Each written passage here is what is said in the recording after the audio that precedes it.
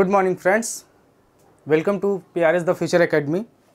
जैसा कि आप लोगों को पता है कि हम लोग एक्सरसाइज 3 सॉल्व कर रहे हैं और एक्सरसाइज 3 का हमने 3.4 तक एक एक क्वेश्चन पूरा कंप्लीट कर लिया है। आज जिस टॉपिक की हम बात करने वाले हैं वो एक्सरसाइज 5 की बात करेंगे और इसमें जो मेथड जो सबसे इम्पॉर्टेंट है वो है मल्टीप्लिकेशन मेथड। आप लोगों को हमने जो लीनियर इक्वेशन है उसको सॉल्व करने के दो मेथड हमने बता दिया है, सब्स्टिट्यूशन मेथड और एलिमिनेशन मेथड हमने बता दिया।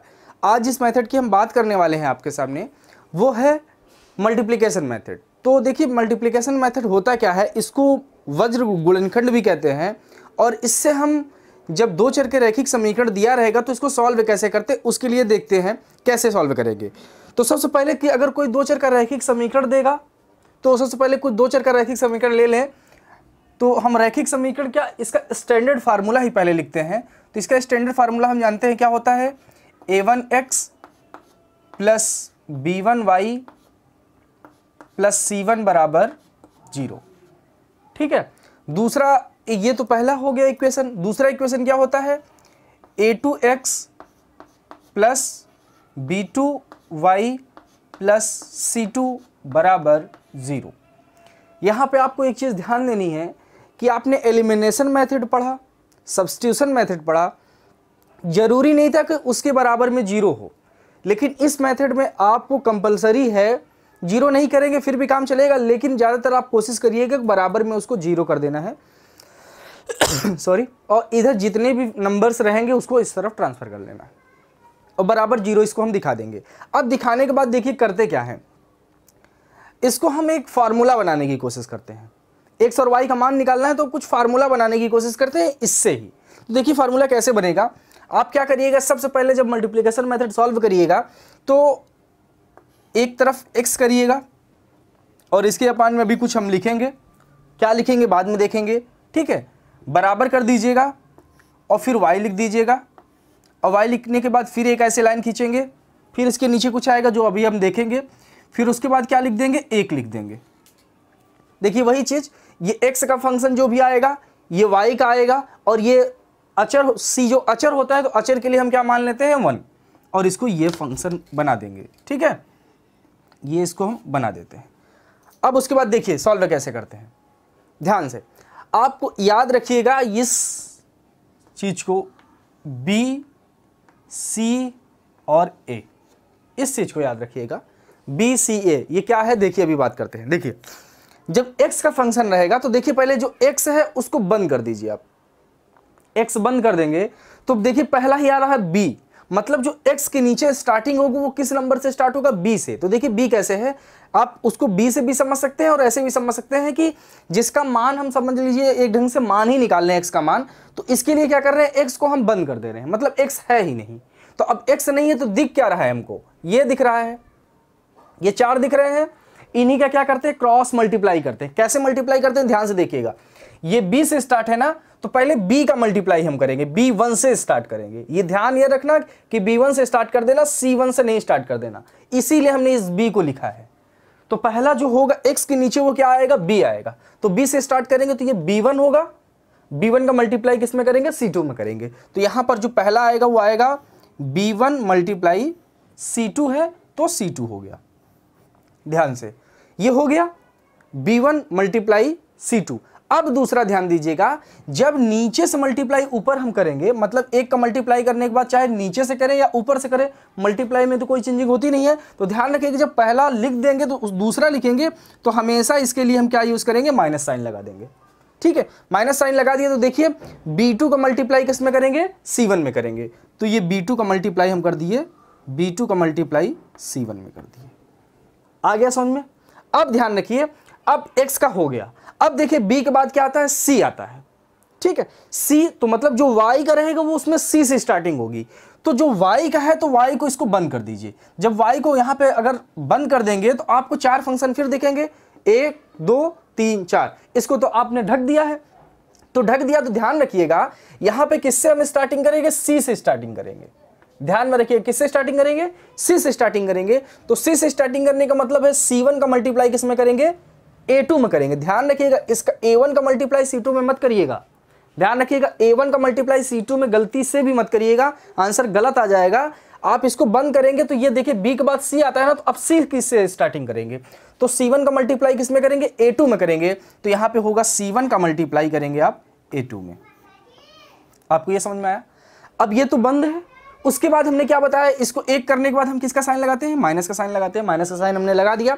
अब फिर देखिए ये बंद है, c1 का मल्टीप्लाई हमने a2 में कर दिया, उसके बाद a2 का मल्टीप्लाई c2 में, किसी का करिए तो c2 का ही कर देते हैं, तो c2 मल्टीप्लाई a1। आया समझ में? ये हो गया। उसके बाद देखिए लास्ट में क्या बच रहा है, a, मतलब जो अचर रहेगा वो किससे स्टार्टिंग करेंगे, उसका a से स्टार्टिंग करेंगे, तो c का मतलब इसको बंद कर दिया हमने। अब इसको जब बंद कर देंगे तो स्टार्टिंग किससे होगी, देखिए इसको बंद कर दिया, a है तो a1 से स्टार्टिंग करेंगे, a1 का मल्टीप्लाई किस में करेंगे, b2 में करेंगे। गलती से भी b1 का मल्टीप्लाई a2 में नहीं करिएगा, पहले जो ये सीरीज है इस सीरीज को याद रखिएगा, BCA, ठीक है। तो इसको ढकेंगे तो a1 का मल्टीप्लाई किस में होगा, b2 में होगा, तो a1 का मल्टीप्लाई किस में करेंगे, b2 में करेंगे। हमने कर दिया। अब क्या बताते हैं, जैसे ही मल्टीप्लाई करते हैं साइन किसका लगाते हैं हम, माइनस का, माइनस का हमने साइन लगा दिया। अब इसको ढके हैं, a1 का मल्टीप्लाई b2 में हो गया। अब किसका करेंगे, a2 का मल्टीप्लाई b1 में करेंगे, तो a2 का मल्टीप्लाई b1 में करेंगे, b1 में करेंगे। तो आप, उम्मीद है कि आप लोगों को ये फार्मूला याद नहीं करना होगा। बहुत लोग तो ऐसे भी होते हैं कि इसको याद कराते हैं, तो याद ना करिएगा, ये फार्मूला आया कैसे वो चीज़ समझिएगा। इंपॉर्टेंट ये है, रटना, जो रटना चाहते हैं अगर समझ में ना आए तो रट ले, लेकिन हमको तो नहीं लगता कि इतना आसान ढंग से समझाने के बाद भी किसी को ना समझ में आया होगा, ठीक है। एक दो बार और अच्छे से इसको रोक के देखेंगे तो आपको समझ में अच्छे से आ जाएगा। अब देखिए ध्यान अगर रखेंगे आप, तो जिस नंबर से यहां पे खत्म हो रहा है, देखिए c1 से खत्म हुआ तो आप c1 से स्टार्ट कर रहे हैं। अब यहां पे देखिए a1 से खत्म हुआ तो आप a1 से स्टार्ट कर रहे हैं। तो कुछ ऐसे भी जोड़ सकते हैं, ध्यान में रखिएगा, जो नंबर रहेगा बस उसी से स्टार्टिंग करना है। पहला b है तो हमने b1 से स्टार्टिंग कर दिया, दूसरा देखिए c है तो हमने c1 से स्टार्टिंग किया है, तीसरा a है तो हमने a1 से स्टार्टिंग किया, बस बात खत्म। ये आपको एक फार्मूला बन गया है जो आपको मदद करेगा वज्र गुणनखंड को सॉल्व करने में। वज्र गुणनखंड को सॉल्व करने में आपको ये फार्मूला बहुत ही ज्यादा मदद देगा, ठीक है। अगर इस फार्मूले को आप समझ गए तो वज्र गुणनखंड कैसे सॉल्व किया जाता है फिर उसकी बात ही कुछ नहीं करेंगे। क्या करेंगे इसमें, देखिए क्या है कि जो भी फंक्शन देगा, अब ये तो स्टैंडर्ड फार्मूला से बना है, इसके जगह पे कोई फंक्शन दे देगा, कोई भी क्वेश्चन दे देगा और दो समीकरण देगा, दो समीकरण से हम क्या करेंगे, a1 b1 c1 a2 b2 c2 का मान निकाल लेंगे। बस मान निकालने के बाद इस पे रख दीजिए और रखने के बाद करिए, जब मान रखेंगे तो इसका भी मान आएगा, इसका भी मान आएगा, इसका भी मान आएगा, तीनों का मान आएगा। तो देखिए एक बार x का मान निकालने के लिए एक बार x को अचर के साथ कर दीजिएगा। क्या करिएगा, x का मान निकालने के लिए एक बार x को अचर के साथ कर दीजिएगा, फिर y का मान निकालने के लिए एक बार y को अचर के साथ कर देंगे, आपको आपका आंसर सही आ जाएगा। तो अभी तो हम एक्सरसाइज सॉल्व करेंगे तो और अच्छे से देखेंगे, लेकिन यहां तक आप समझ जाइए, ठीक है। अब स्क्रीनशॉट लीजिए, फिर हम एक्सरसाइज 3.5 को एक एक क्वेश्चन हल करते हुए आगे बढ़ते हैं। इतना आप लोग स्क्रीनशॉट ले लीजिए, इंपॉर्टेंट है, फार्मूला दिमाग में रखिएगा अपने आप। चलिए बच्चों देखिए आप लोगों के सामने क्वेश्चन नंबर फर्स्ट का फर्स्ट है। अब देखिए पहले का पहला क्वेश्चन में आपको करना क्या है, देखिए ध्यान से। क्वेश्चन थोड़ा लंबा था इसलिए हमने इसका जो मेन हेडिंग है वो नहीं लिखा है, लेकिन आप लोग बुक लेकर बैठिएगा, देखिएगा ध्यान से। बोला है निम्न रैखिक समीकरणों के युग्मों में से किसका एक अद्वितीय हल है, किसका कोई हल नहीं है, या किसके अपरिमित रूप से अनेक हल हैं, ठीक है। यहां तक बात किया है पहले। तो आपको दो इक्वेशन दे देता है, और इससे पिछले वाली एक्सरसाइज 3.4 आप पढ़े होंगे तो उसमें हमने आपको बताया है कि किसके एक हल होते हैं, किसके कोई हल नहीं होते हैं, और किसके अनेक हल होते हैं, और कैसे पता करेंगे कि ये किसका इक्वेशन है। हमने 3 लाइन आपको बताया था, प्रतिच्छेदी, समांतर और संपाती। तो हमने आपको ये बताया था कि जो आप ध्यान रखिएगा, जो बच्चे पिछला एक्सरसाइज का पहला जो वीडियो है 3.4 का जो पहला वीडियो है, अगर इस क्वेश्चन को करने जा रहे हैं तो पहले उस वीडियो को जरूर देख लीजिएगा। अगर उसको आप देखे हैं तो आपको ये क्वेश्चन कुछ लगेगा ही नहीं, आप कर लेंगे। और जो बच्चे अगर वो वीडियो देखे होंगे उसको ये क्वेश्चन कर भी लिए होंगे, ठीक है। तो ध्यान में रखिएगा, क्या बोला क्या है कि आपको लाइन का इक्वेशन दे दिया है और ये बताया कि किसके एक हल होंगे, किसके अद्वितीय हल होंगे, किसके कोई हल नहीं होंगे, किसके अनेक हल होंगे। तो आपको पता है जो प्रतिच्छेदी लाइन होता है उसके अद्वितीय हल होते हैं, मतलब केवल एक हल होता है। दूसरा जो हमने बताया था जो समांतर होती है, पैरेलल लाइंस होती है, उसके कोई भी हल नहीं होते हैं, ठीक है। तीसरा जो हमने बताया था आपको कि संपाती, संपाती में कितने हल होते हैं, उसके अनेक हल होते हैं। तो ये चीज वही बताया। तो सबसे पहले हमको तो ये बताना है कि ये क्या है, अद्वितीय हल होगा इसका, कि कोई हल नहीं होगा, कि अनेक हल होंगे। तो सबसे पहले ये बताना है, फिर उसके बाद आगे चीज वो क्या बोला है कि अद्वितीय अगर हल है तो उसको वज्र गुणनखंड विधि से हल करना है। पहले हमको चेक करना है कि कौन सा है। अगर अद्वितीय हल है, अद्वितीय हल का मतलब जो प्रतिच्छेदी लाइन है, अद्वितीय का मतलब क्या होता है, जो प्रतिच्छेदी लाइन है, अगर वो रहेगी तो ये क्या कर देना है, वज्र गुणनखंड विधि से इसको सॉल्व करना है। तो पहले हम यही चीज चेक करते हैं। तो हमने चेक करना बताया है आप लोगों को कि कैसे पता करेंगे कि किस लाइन का इक्वेशन है। हमने बताया था आपको कि जो पहला इक्वेशन रहता है, जो दूसरा इक्वेशन रहता है, इनकी तुलना कर देते हैं इनके स्टैंडर्ड फार्मूले से। मतलब स्टैंडर्ड फार्मूला क्या होता है, देखिए इसका, ये a1x plus b1y plus c1 बराबर 0 से समीकरण 1 की तुलना कर देंगे। अगर इसको इक्वेशन नंबर 1 माने तो समीकरण 1 की तुलना a1x plus b1y plus c1 बराबर 0 से करने पर, 0 से करने पर, अब जब आप इसकी तुलना 0 से मतलब इससे करेंगे तो देखिए मान आपको a1 b1 c1 का मान निकालना है। तो आप देखिए a1 का मान कितना आएगा, a1 का मान यहां से आएगा कितना, x का गुणन कितना है 1 है, तो x a1 का मान आएगा 1। अब b1 का मान अब जब निकालेंगे तो b1 का मान कितना आएगा, देखिए ये y का गुणन कितना है -3 है, तो y का मतलब जो b का मान आएगा वो कितना आएगा, -3 आएगा। ऐसे ही जब c1 निकालेंगे, देखिए c1 यहाँ पे अचर है तो ये पूरा मान हो जाएगा, तो c1 का मान कितना आ जाएगा, आप यहाँ पे -3। तो आपने ये मान निकाल लिया। सेम इसी प्रकार से समीकरण 2 की भी तुलना कर देंगे। तो इसको समीकरण नंबर 2 मानिए और इसकी भी तुलना कर दीजिए, किससे, इसके दूसरा फॉर्मूले से। क्या होता है, a2x plus b2y plus c2 बराबर 0 से करने पर, जब 0 से करेंगे देखिए तो यहां भी a2 b2 c2 का मान निकलेगा, तो निकाल दीजिए। a2 बराबर देखिए क्या दिया है, यहां पे a2 बराबर कितना दिया है, ये x का गुणांक कितना है 3 है, तो a2 का मान आ जाएगा 3। अब b2 का मान कितना होगा, देखिए यहां पर b का गुणांक कितना है, मतलब y का गुणांक b2 है, यहां पर y का गुणांक कितना है -9, तो b2 का मान कितना हो जाएगा -9। यहां पे c1 मतलब c2 है और c2 ये पूरा अचर पद होता है, तो c2 का मान कितना हो जाएगा, c2 बराबर हो जाएगा -2। ये हमने निकाल दिया तीनों का मान। अब जब हम तीनों का मान निकाल दिए हैं तो आप कैसे पता करेंगे कि ये किसका हल है। तो हमने ये बताया था आपको फार्मूला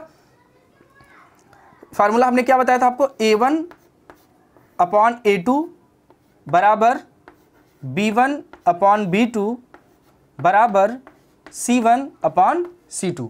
हमने ये चीज आपको बताया है। तो देखिए a1 अपॉन a2 बराबर b1 अपॉन b2 बराबर c1 अपॉन c2 ये होता है।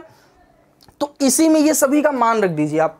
तो a1 का मान कितना आया, देखिए वहां पे 1 आया, तो a1 का मान 1 होगा। और a2 का मान कितना होगा, देखिए a2 का मान कितना है 3 है, तो a2 का मान आप 3 रख दीजिए बराबर b1 का मान कितना है, b1 का मान -3 होता है, 3 होता नहीं 3 है इस इक्वेशन में -3। और b2 का मान कितना है -9 है, -9 कर दीजिए, ठीक है, बराबर c1 का मान कितना दिया है, c1 बराबर -3 दिया है, -3 कर दीजिए। और c2 का मान कितना दिया है, -2 दिया है, -2 कर दीजिए, ठीक है। अब इसको कुछ कट रहा है तो काट दीजिए, देखिए ये दोनों कट, ये माइनस से माइनस कैंसिल हो गया और 3 1 जा 3, 3 2 जा 6, और ये तो कटेगा नहीं, माइनस से माइनस केवल कटेगा। तो ये आया कि 1/3 इक्वल है 1/3 3 जा 9, ठीक है, 3 1/3 इज नॉट इक्वल टू क्या है 3/2। मतलब ये है कि a1/a2 बराबर है b1/b2 की, ये दोनों तो बराबर है, a1/a2 इक्वल b1/b2 है, but not equal to c1/c2, मतलब ये इक्वल नहीं है। तो ये किस लाइन का इक्वेशन है, आपको अच्छे से पता है ये किस लाइन का इक्वेशन है, समांतर लाइन का इक्वेशन है। अगर समांतर लाइन का इक्वेशन है तो उसके कितने हल होते हैं, अनेक हल होते हैं। तो लिखेंगे अतः, यहां पे लिख दीजिए, इसको नीचे लिखना है, जो हम स्टेटमेंट लिख रहे हैं उसको सबसे नीचे लिखना है, तो उसको लिखिए अतः दिया गया समीकरण, अतः दिया गया समीकरण, दिया गया समीकरण समांतर रेखा का है, समांतर रेखा का है, इसलिए इसलिए इसके कोई हल नहीं होंगे। अतः इसलिए इसके कोई हल नहीं होंगे, कोई हल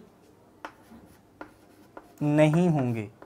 अब देखिए, जब कोई हल नहीं होंगे, हो गया कोई हल नहीं होंगे, तो वज्र गुणनखंड से इसको सॉल्व करने का कोई बात ही नहीं निकलती। वज्र गुणनखंड से तब हम सॉल्व करेंगे जब इसके अद्वितीय हल निकले। मतलब कितना अद्वितीय हल? मतलब एक हल। जब प्रतिच्छेदी करेगा तभी हमको वज्र गुणनखंड लगाना है। क्यों लगाना है आपको? क्वेश्चन में बोला है। तो ये जो क्वेश्चन है यहीं तक कंप्लीट हो जाता है। बस ये लिख देंगे, इसकी कोई हल नहीं है, बात खत्म। ठीक है, स्क्रीनशॉट लीजिए, फिर अगला क्वेश्चन करते हैं, उसको देखते हैं, होगा तो करते हैं वज्र गुणनखंड। ठीक है, स्क्रीनशॉट। चलिए बच्चों, ये पहले का दूसरा पार्ट हम देखते हैं, और इसको पहले तो यही चेक करना है कि ये किस लाइन का इक्वेशन है। जब लाइन का इक्वेशन पता चल जाएगा तो हम बता सकते हैं कि उसके कितने हल होंगे।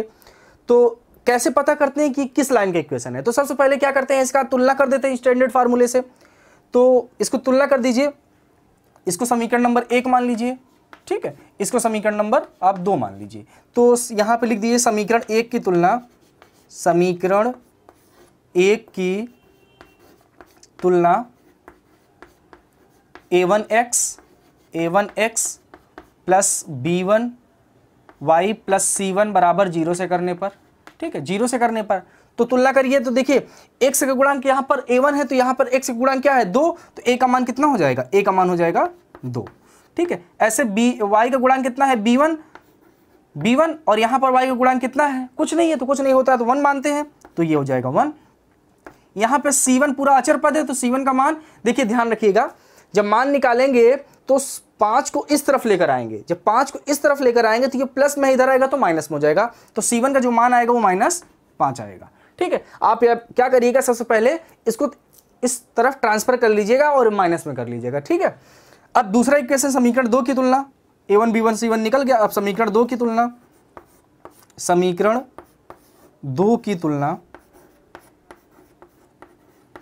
समीकरण 2 की तुलना a2x plus b2y plus c2 बराबर 0 से करने पर कर दीजिए। तो यहां भी x गुणांक देखिए a2 है, x गुणांक a2 है, और यहां पर x गुणांक क्या है? 3 है, तो a2 का मान हो जाएगा 3, b2 का मान कितना हो जाएगा? 2। ठीक है, c2 का मान कितना हो जाएगा? देखिए 8 है, 8 इस तरफ आएगा तो ये प्लस में इधर आएगा तो माइनस में हो जाएगा, तो -8 निकल गया। अब चेक करने के लिए किस लाइन का इक्वेशन है, उसके लिए हम क्या करते हैं, सभी का मान, ये जो मान दिए गए हैं a2 b1 c1, सभी का मान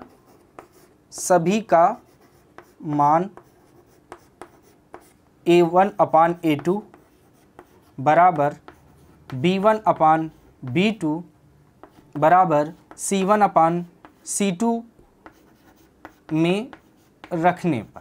ठीक है, ये सभी के मान को क्या कर रहे हैं, हम इसमें रख दे रहे हैं। a1/a2 बराबर b1/b2 बराबर c1/c2 में रख दे रहे हैं। तो रख दीजिए। देखिए a1 का मान कितना आया? 2 आया है, तो ये 2। a2 का मान कितना आया है? 3 आया है, तो 2/3 हो गया, बराबर b1 का मान कितना आया है? b1 का मान आया है 1, b1 का मान आया है 1, और b2 का मान कितना आया है? 2, तो इसको भी रख दीजिए, तो ये हो गया 1/2। अब देखिए c1 का मान कितना आया है? -5, c1 का मान -5 है, और c2 का मान कितना आया है? -8, तो ये -8 हो गया। ठीक है, ये मान निकल गया। तो कुछ कटे तो काट दीजिए। देखिए ये इसमें तो कुछ कटेगा नहीं, इसमें भी कुछ नहीं कटेगा, इसमें देखिए माइनस से माइनस कैंसिल हो गया। तो देखिए ये इसके बराबर भी नहीं है और ना ये इसके बराबर, मतलब ये दोनों बराबर नहीं है तो हम यहाँ कट लगा देंगे। ये दोनों भी आपस में बराबर नहीं है तो यहाँ, मतलब तीनों की कोई किसी के बराबर नहीं है। जब कोई किसी के बराबर नहीं होता है तो ये भी बता देंगे, अतः a1/a2 is not equal to b1/b2 is not equal to c1/c2। जब ऐसी स्थिति आती है तो वो किस रेखा को रिप्रेजेंट करता है? वो प्रतिच्छेदी लाइन को रिप्रेजेंट करता है, पहला ही होता है। तो अतः जब प्रतिच्छेदी को ये इंगित करेगा तो इसका मतलब होगा इसके कितने हल होंगे? अद्वितीय हल होगा, मतलब एक हल होगा। तो यहां पे लिखेंगे, यहां पे लिख दीजिए, देखिए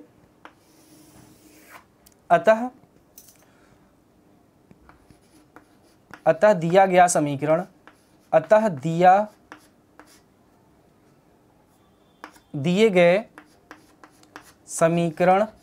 दिए गए समीकरण के अद्वितीय हल होंगे। डायरेक्ट लिख देते हैं अद्वितीय हल। आप ऐसे भी लिख सकते हैं, अतः दिया गया समीकरण प्रतिच्छेदी रेखा का है, अतः इसके अद्वितीय हल होंगे।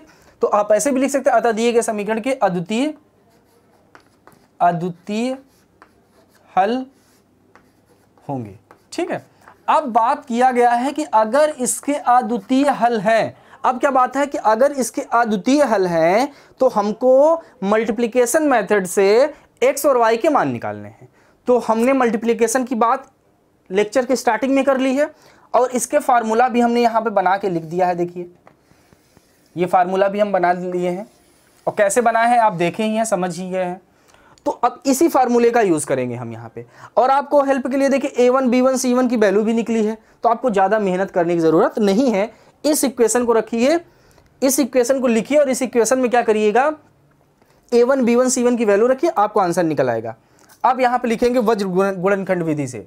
यहाँ पे जो हेडिंग बनाएंगे आप लिखेंगे सॉरी वज्र गुणनखंड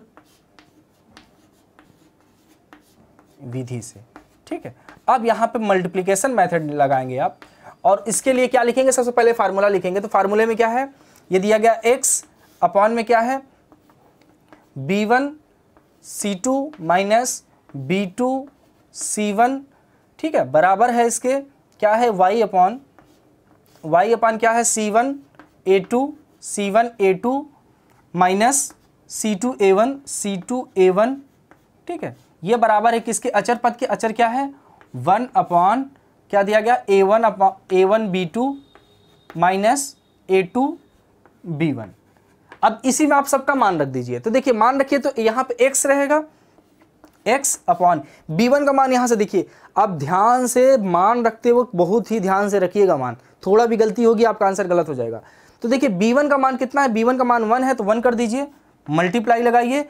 c2 का मान कितना है, c2 का मान -8 है तो यहाँ पे -8 करिए, माइनस का साइन है माइनस का साइन लगा दीजिए। b2 का मान कितना है, b2 का मान 2 है, 2 रख दीजिए, मल्टीप्लाई लगाइए। c1 का मान कितना है, c1 का मान -5 है, -5 कर दीजिए। ठीक है, इसको यहाँ तक हो गया। अब बराबर का साइन है, बराबर का साइन लगाइए और y। ठीक है, अपॉन क्या करिए, c1 का मान कितना है, यहाँ पे c1 का मान -5 है, -5 कर दीजिए, -5 मल्टीप्लाई। a2 का मान देखिए कहाँ है, a2 का मान 3 है, a2 का मान 3 कर दीजिए, माइनस c2 का मान कितना है, देखिए c2 का मान हमने -8 निकाला है तो -8 करेंगे। ठीक है, मल्टीप्लाई। a1 का मान हमने कितना निकाला है, a1 का मान 2 निकाला है तो हम यहाँ पे 2 रख देंगे। यहाँ तक हमने सॉल्व कर लिया। अब आगे देखिए ये 1 है, 1 और अपॉन में a1 का मान हम कितना निकाला, a1 का मान 2 निकाले हैं तो 2 रखेंगे। b2 का मान कितना निकाला है हमने, b2 का मान 2 निकाला है तो यहाँ भी 2 रखेंगे, माइनस है माइनस कर देंगे। a2 का मान हमने कितना निकाला है, a2 का मान हमने फिर निकाला है 2 तो यहाँ पे 2 कर देंगे, मल्टीप्लाई। b1 का मान कितना निकाला है, b1 का मान हमने 1 निकाला है तो 1 कर देंगे। ठीक है, यहाँ तक हमने कर लिया। अब हमने आपको क्या बताया था कि x और y का मान निकालने के लिए क्या करेंगे, एक बार x को अचर के साथ दिखा देंगे, एक बार जब x को अचर के साथ दिखाएंगे तो x का मान निकल आएगा, जब y को अचर के साथ दिखाएंगे तो y का मान निकल आएगा। तो पहले इसको थोड़ा सॉल्व कर लेते हैं। तो देखिए सॉल्व करेंगे तो ये क्या हो जाएगा, x अपॉन, जब इसको सॉल्व करेंगे ये प्लस है और ये माइनस है, प्लस और माइनस कितना होता है, माइनस होता है। ठीक है, माइनस कर देंगे और 8 का मल्टीप्लाई 1 में करेंगे तो 8 हो जाएगा। ठीक है, अब यहाँ पर माइनस है और यहाँ पे माइनस है, माइनस माइनस क्या होता है, प्लस होता है। 5 को मल्टीप्लाई 2 में करेंगे तो 10 हो गया। बात यहाँ तक समझ में आई। फिर बराबर का साइन है, बराबर का साइन लगा दीजिए। ये y है, y कर दीजिए, अपॉन कर दीजिए। देखिए यहाँ पे माइनस है, यहाँ पे प्लस है, तो प्लस माइनस माइनस होता है और 5 का मल्टीप्लाई 3 में करेंगे तो 15 हो जाएगा। यहाँ तक समझ में आया। अब देखिए यहाँ भी माइनस है, यहाँ भी माइनस है, तो माइनस माइनस क्या होगा, प्लस होगा। 8 का मल्टीप्लाई 2 में करेंगे तो 16 हो गया। ठीक है, अब देखिए बराबर करेंगे, बराबर लगा दीजिए। ये 1 अपॉन ये 2 का मल्टीप्लाई 2 में करेंगे तो 4 होगा और ये -2 हो जाएगा। ठीक है, समझ में आया आपको। तो देख लीजिए यहाँ तक आप लोगों को वैल्यू एक बार और चेक कर लीजिए आप, अगर वैल्यू कहीं गलत ना हो तो इसको देखिए। a1 का मान कितना है, 2 है, 2 रख दीजिए आप। अब b2 का मान कितना है, b2 का मान 2 है, हमने 2 रखा है। ठीक है, अब देखिए माइनस a2 का मान कितना है, a2 का मान फिर 2 है, a2 का मान यहाँ पे 3 है, ध्यान रखिएगा गलत लग रहा था। a2 का मान कितना है, 3 है, 2 नहीं, a2 का मान कितना है, 3 है। तो यहाँ पे a2 का मान यहाँ पे तो A2 ही होगा, यहाँ पे A2 का मान 3 है, ठीक है, तो यहाँ पे 3 करेंगे तो ये 2 दूनी 4 होगा और 3 का मल्टीप्लाई 1 में करेंगे तो 3 होगा, ठीक है, यहाँ तक कर लिया। अब उसके बाद देखिए इसको आगे सॉल्व करेंगे तो ये x और 10 में से 2 जाएगा तो कितना, 10 में से 8 जाएगा तो कितना आएगा, 2 होगा, बराबर क्या हो जाएगा, ये y है तो y कर देंगे अपॉन, देखिए ये प्लस में और ये माइनस में, तो बड़े में से छोटा वाला माइनस, 16 में से 15 जाएगा, क्या आएगा 1 आएगा, बराबर। अब ये देखिए यहाँ पर 1 है और नीचे क्या है, 4 में से 3 जाएगा 1, यहाँ तक सॉल्व कर लिया। अब हमने क्या बताया था, x और y का मान निकालने के लिए x को एक बार अचर के साथ दिखा दीजिए, तो ये दिया है x/2 बराबर 1 लेने पर, ऐसे लिख लेंगे, ठीक है। एक बार इसको इसके साथ दिखाएंगे तो x का मान निकालने के लिए देखिए इसको उस तरफ ले जाएंगे तो ये डिवाइड में उधर जाएगा तो मल्टीप्लाई में, तो x का मान कितना हो जाएगा 2, x की वैल्यू हमने निकाल दिया 2। अब ऐसे ही इधर भी करेंगे और y/1 बराबर y/1 का मतलब 1, तो y बराबर, ये देखिए डायरेक्ट 1 हो रहा है कि नहीं, ये दोनों बराबर करेंगे तो यहाँ भी 1 यहाँ भी 1, कोई मतलब नहीं, y बराबर कितना आ रहा है 1 आ रहा है, ठीक है। तो यहाँ पर देखिए x बराबर 2 आ रहा है और y बराबर 1 आ रहा है, ये हमने वज्र गुणनखंड विधि से सॉल्व कर लिया है, ठीक है। आप इसकी स्क्रीनशॉट ले लीजिए, फिर आगे चलते हैं। चलिए इसका थर्ड पार्ट देखते हैं। देखिए क्या है कि 3x - 5y बराबर 20 दिया गया है और 6x - 10y इक्वल 40 दिया गया है। वही काम करेंगे, सबसे पहले क्या करते हैं, देखिए हमने बताया है कि इसको इस तरफ ट्रांसफर कर लेंगे, तो अगर ट्रांसफर कर रहे हैं तो भी, अगर ना करेंगे तो भी काम चल जाएगा। इसको जब भी मानेंगे C1 का मान माइनस में मान लेंगे, लेकिन चलिए अगर इसको ट्रांसफर करें तो क्या होगा, 3x - 5y और 20 को इस तरफ लाएंगे तो -20 बराबर 0 दिखा दीजिए। इसको इक्वेशन नंबर फर्स्ट मान लीजिए। अब इसको भी सेम इधर लाएंगे तो 6x - 10y और ये इस तरफ आएगा तो -40 बराबर 0। इसको इक्वेशन नंबर आप सेकंड मान लीजिए। ये फर्स्ट और सेकंड इक्वेशन आपका हो गया। देखिए अब क्या करेंगे, अब हमको सबसे पहले तो ये चेक करना है कि ये इसके कितने हल होंगे, एक हल, अनेक हल कि मतलब एक की कोई हल नहीं होगा। तीन ही होते, या तो एक हल होता है, या तो अनेक हल होते हैं, या तो कोई हल नहीं होता है। तो चेक कैसे करते हैं, चेक करने के लिए सबसे पहले a1 b1 c1 का मान निकालते हैं, a2 b2।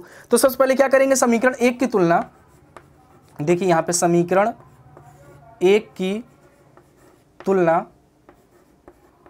समीकरण 1 की तुलना किससे करेंगे, a1x plus b1y plus c1 बराबर 0 से करने पर।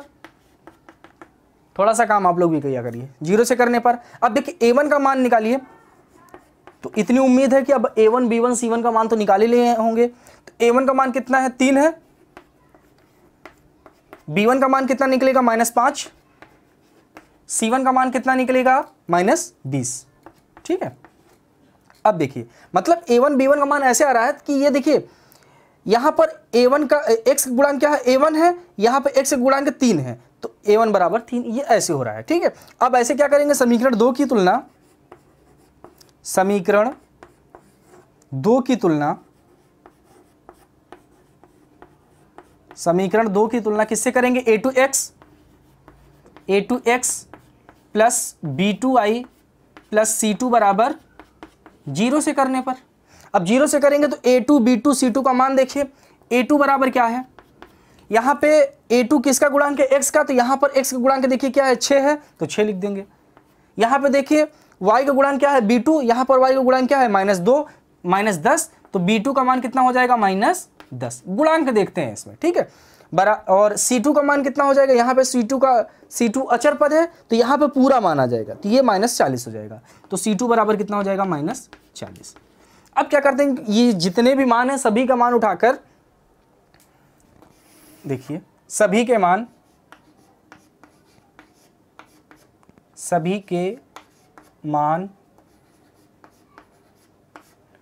a1/a2 बराबर b1/b2 बराबर c1/c2 में रखने पर, ठीक है। सभी के मान उठाकर उसमें रखिए। तो देखिए a1 का मान कितना है, a1 का मान हमने निकाला है 3, तो हो गया 3। a2 का मान हमने कितना निकाला है, a2 का मान निकाला है 6, तो ये 6 हो जाएगा, बराबर।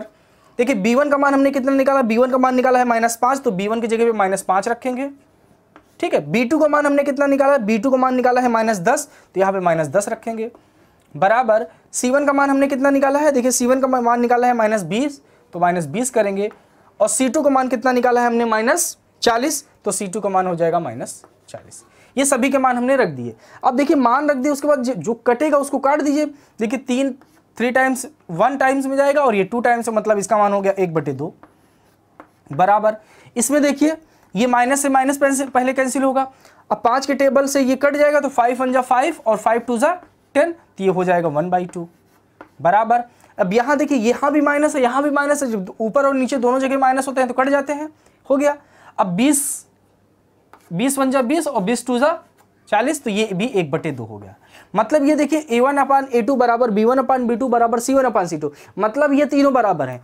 और जब तीनों बराबर होते हैं तो वो किस लाइन को रिप्रेजेंट करता है, वो संपाती लाइन को प्रेजेंट करता है। और संपाती लाइन की प्रॉपर्टी क्या होती है कि उसके अपरिमित रूप से अनेक हल होते हैं। जब अपरिमित रूप से अनेक हल होगा तो इसको वज्र गुणनखंड विधि तो हमको लगानी नहीं है, तो यहाँ केवल यहीं तक सॉल्व करना है। लास्ट में बस आपको लिखना है, अतः दिया गया समीकरण, अतः दिए गए समीकरण के, अतः दिए गए समीकरण के अपरिमित रूप से अनेक हल, अपरिमित रूप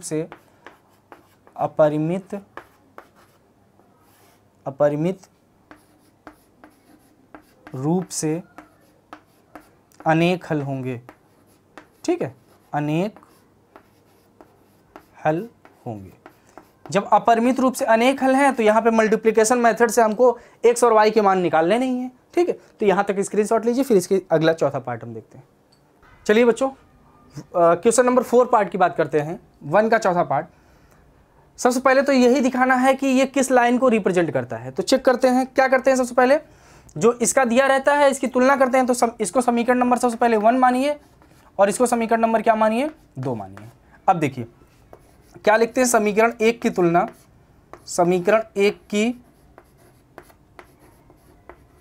तुलना A1x plus B1y plus C1 बराबर 0 से करने पर, तो मान निकालिए A1 का मान कितना आएगा।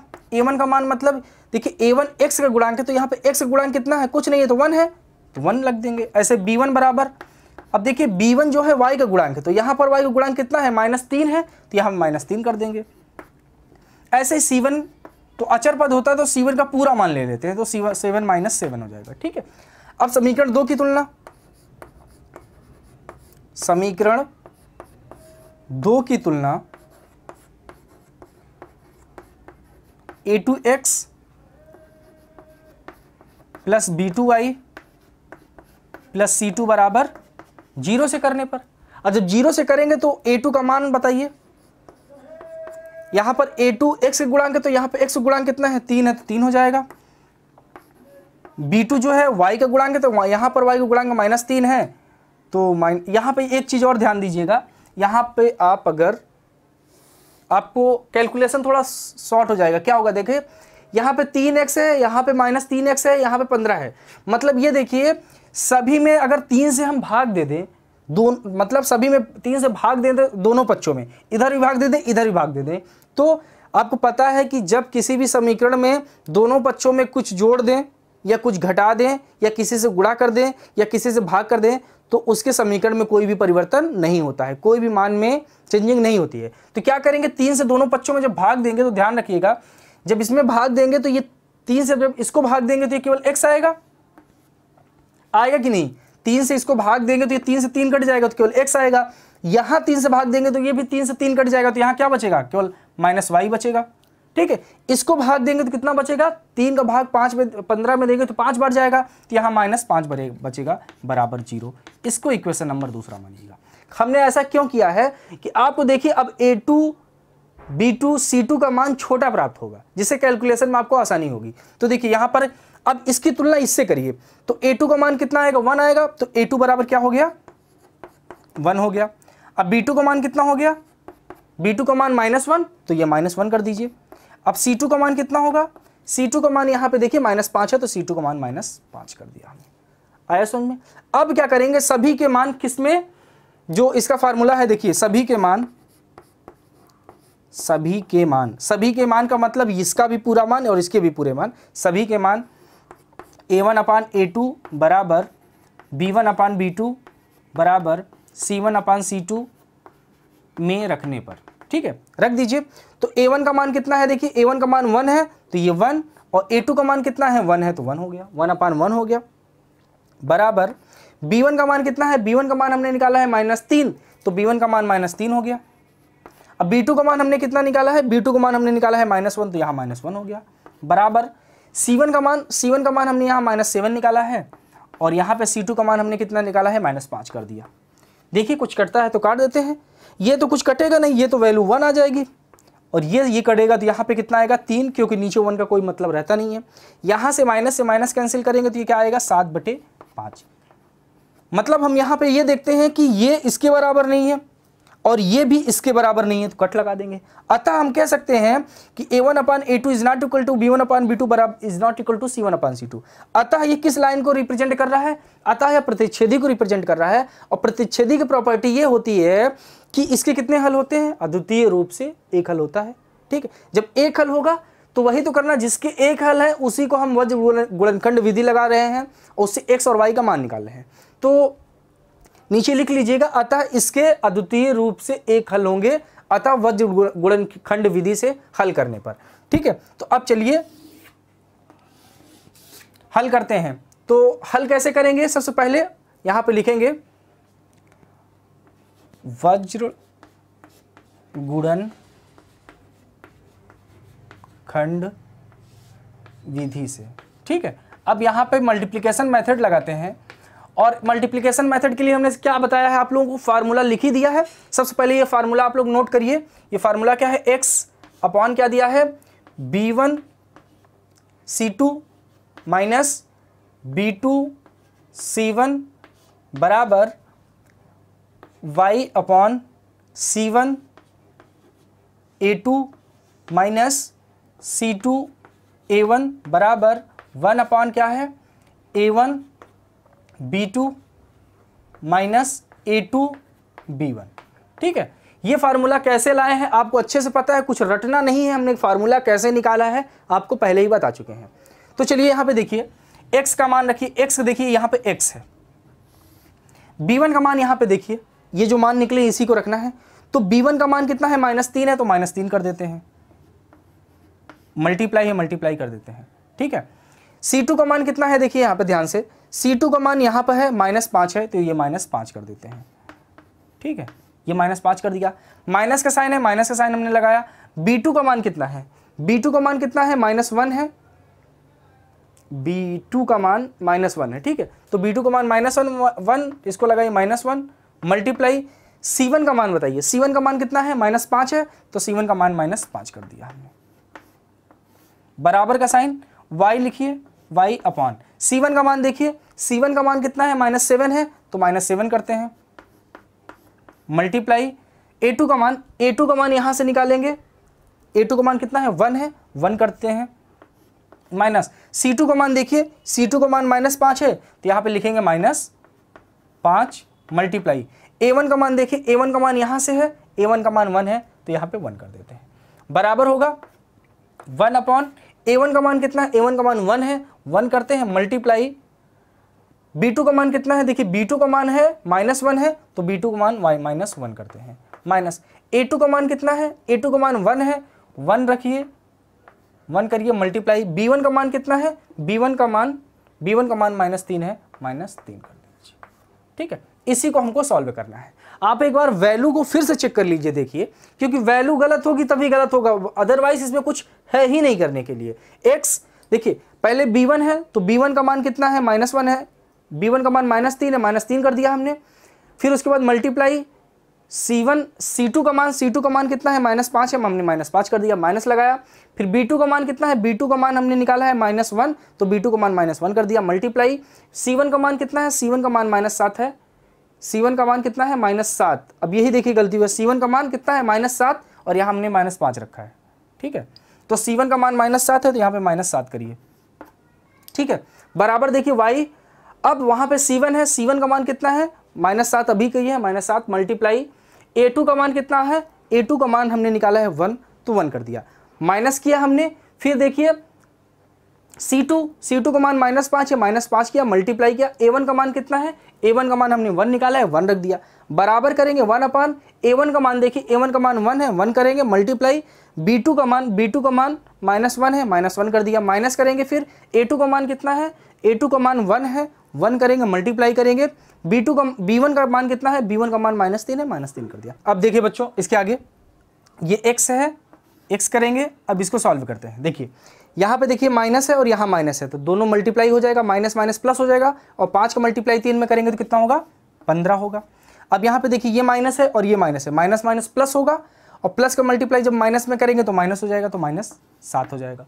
ठीक है, बराबर करेंगे, ये y है, इसको y कर देंगे अपॉन, देखिए ये -7 है और ये +1 है, तो -7 का मल्टीप्लाई 1 में करेंगे तो -7 होगा, और यहाँ माइनस है और यहाँ माइनस है, माइनस माइनस प्लस होगा, और 5 का मल्टीप्लाई 1 में करेंगे तो 5 हो गया, बराबर 1 अपान 1 का मल्टीप्लाई माइनस में मतलब माइनस और प्लस माइनस हो गया, और 1 का मल्टीप्लाई 1 में करेंगे तो 1 आएगा। यहाँ पे देखिए माइनस है और यहाँ पे माइनस है, तो माइनस माइनस प्लस हो गया, और 3 का मल्टीप्लाई 1 में करेंगे तो 3 हो गया।